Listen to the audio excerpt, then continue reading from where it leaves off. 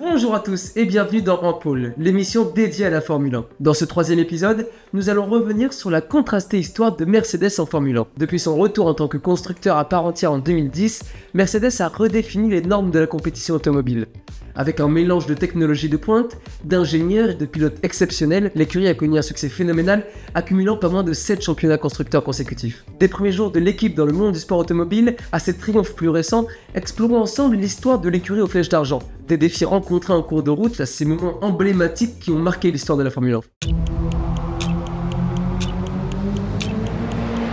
What position are we? You'll be what, mate?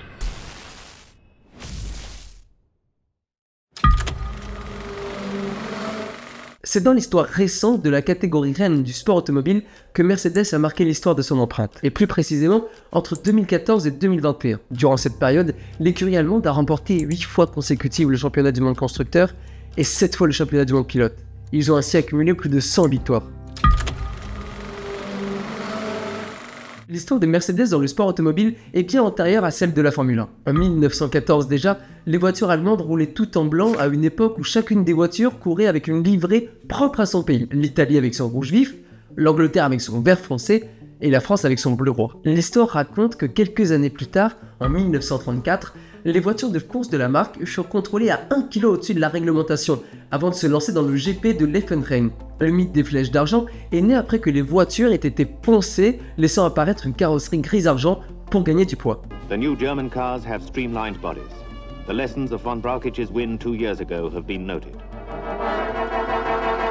Il faudra attendre 1954, soit 3 ans après la première saison de l'histoire de la Formule 1, pour pouvoir voir Mercedes, sous son nom de l'époque, Daimler-Benz, prendre le départ de la discipline reine du sport automobile. Erst 1954 greift Daimler-Benz wieder in das internationale Renngeschehen ein.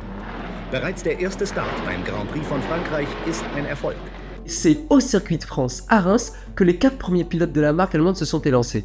Parmi eux, on retrouve l'Argentin champion du monde 1951, Juan Manuel Fangio. Et à ses côtés, 3 Allemands, Karl Kling, Hans Hermann et Hermann Lang.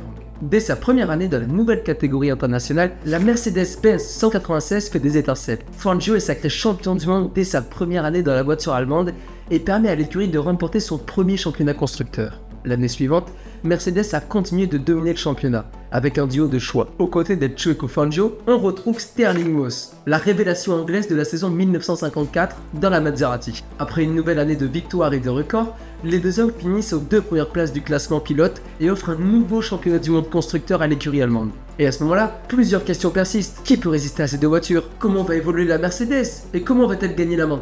Et après, plus rien. L'écurie se retire de la compétition après seulement 12 courses, parmi lesquelles Mercedes a su décrocher 9 victoires et 8 pole positions. En tout, 17 podiums et 5 doublés. Ce retrait est dû à la tragédie qui a frappé les 24 heures du Mans de cette année-là. These Mercedes collides and blows up.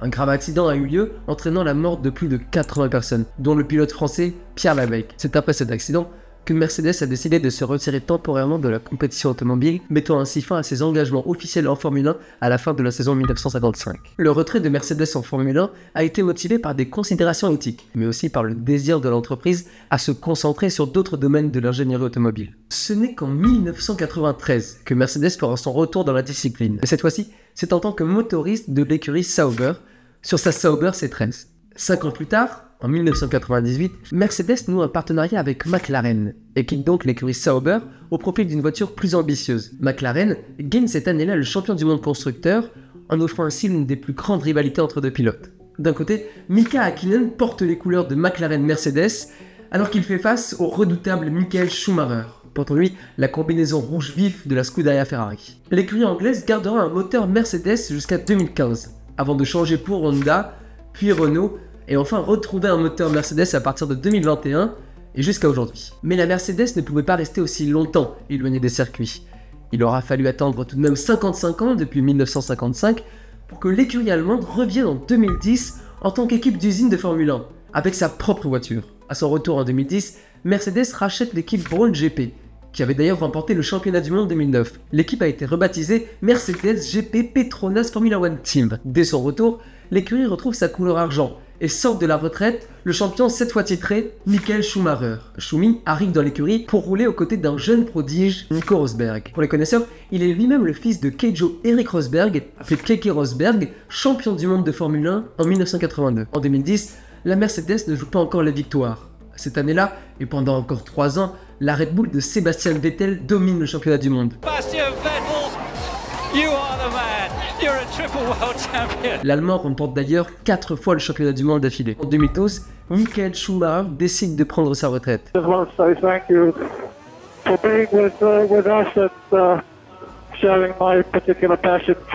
Et se voit remplacé par un tout jeune pilote, déjà champion du monde, Lewis Hamilton. Lewis Hamilton rejoint l'équipe en provenance de McLaren en 2013, mais il doit s'incliner pour la première saison dans une flèche d'argent face à l'hégémonie de Red Bull en Formule 1. 2014 est une année charnière pour l'écurie. La réglementation de la compétition change. Si vous voulez briller en soirée, vous pouvez tout simplement dire que les moteurs V8 atmosphériques ont été remplacés par les V6 turbocompressés hybrides à double système de récupération d'énergie. Pour ceux qui ne sauraient pas ce qu'est un moteur hybride, tout simplement, c'est une voiture qui peut fonctionner avec un moteur à essence et une batterie électrique. Sounds good. Si vous n'avez pas tout compris, dites-vous que ce fut le cas pour toutes les écuries du plateau, sauf une. Et oui, Mercedes a balayé toute la concurrence entre 2014 et 2021.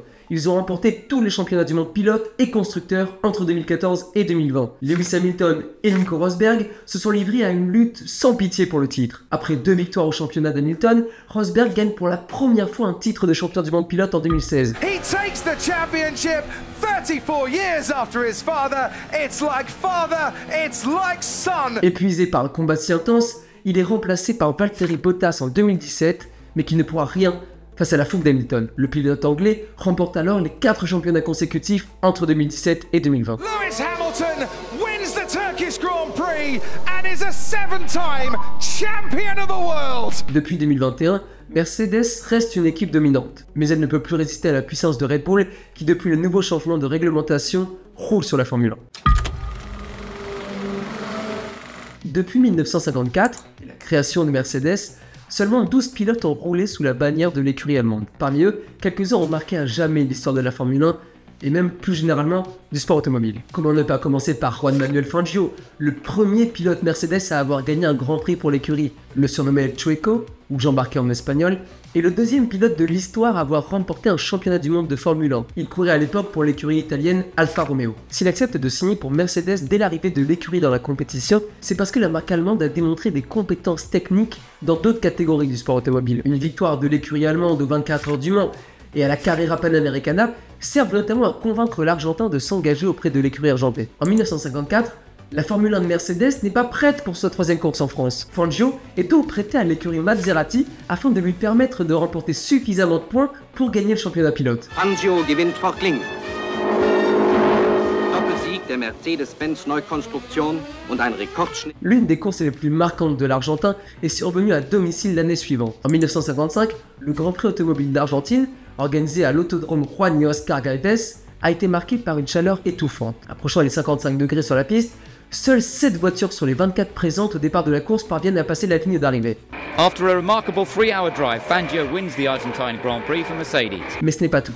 Les deux Argentins, Fangio et Roberto Merries, pilote Maserati, sont les deux seuls à boucler les 96 tours sans se faire remplacer dans la voiture. Vous avez bien entendu, tous les autres pilotes se sont fait remplacer par fatigue. Juan Manuel Fangio finit la saison 1955 sans grande concurrence suite à l'accident des 24 heures du Mans. Il signe en 1956 pour la Scuderia Ferrari avec laquelle il restera champion du monde. Puis en 1957, il signe cette fois-ci avec Maserati. Et devinez quoi? Oui, il gagne son 5e titre de champion du monde. Et comment parler de Mercedes sans parler de son prodige, Lewis Hamilton? Parlons-en en quelques chiffres. Lewis Hamilton est sextuple champion du monde avec l'écurie. Il compte pas moins de 103 victoires, 197 podiums, 103 pole positions et autant de records dans sa catégorie. Son arrivée chez Mercedes rime avec le changement de réglementation en 2014. Si nous avons déjà longuement abordé tous ses succès dans cet épisode, dites-vous que depuis sa défaite contre Max Verstappen et Red Bull en 2021, lui et sa Mercedes étaient indétrônables pendant 7 ans d'affilée. Revenons d'ailleurs ensemble sur l'une des courses qui a marqué sa légende. Le 14 novembre 2021,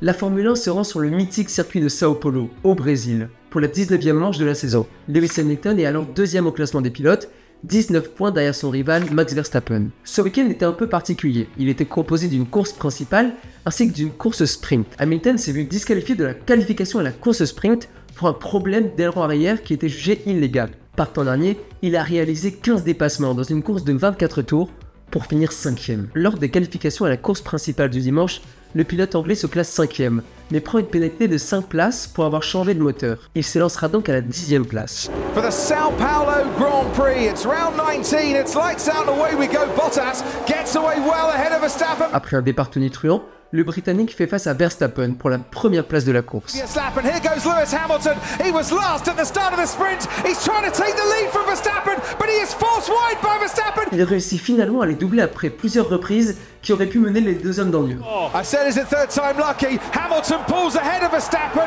before they get to the corner. Après cette victoire, Hamilton ramène sa voiture à la hauteur de celle de son adversaire au classement et lance le sprint final, à la fin de la saison où chaque course était décisive.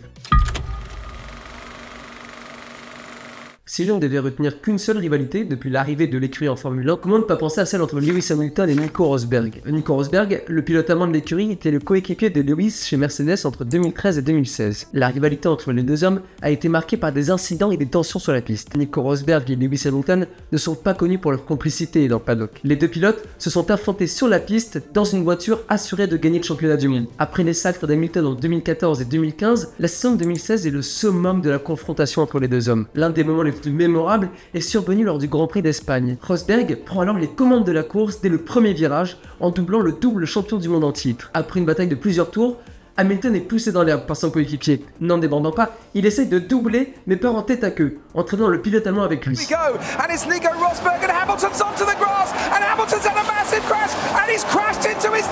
Les deux voitures n'ont pas pu repartir après ce crash. Chaque course de 2016 opposer les deux pilotes de la même écurie jusqu'à la victoire finale de Nico Rosberg. Après tant d'efforts sur la piste et en dehors, le pilote allemand décide d'arrêter la compétition, laissant sa place à Valtteri Bottas. Aujourd'hui, Lewis Hamilton forme un duo de pilotes avec son compatriote George Russell. L'écurie allemande, dirigée par Toto Wolff, essaye tant bien que mal de revenir au devant de la scène. Après quelques ratés techniques sur la conception de la monoplace de 2023, les flèches d'argent veulent se relancer en 2024. Et jouer les victoires à nouveau. C'est déjà la fin de cette vidéo, merci à tous ceux qui sont restés jusqu'au bout. On est aussi disponible en podcast et sur toutes les plateformes que vous connaissez déjà. Alors si vous voulez nous soutenir, n'hésitez pas, likez, partagez, abonnez-vous et aussi activez la cloche. Nous nous retrouverons la semaine prochaine pour parler de la longue histoire de McLaren en Formule 1. L'équipe orange est connue pour sa longévité et ses performances dans la discipline reine du sport automobile. A bientôt dans Pôle. I have it printed out.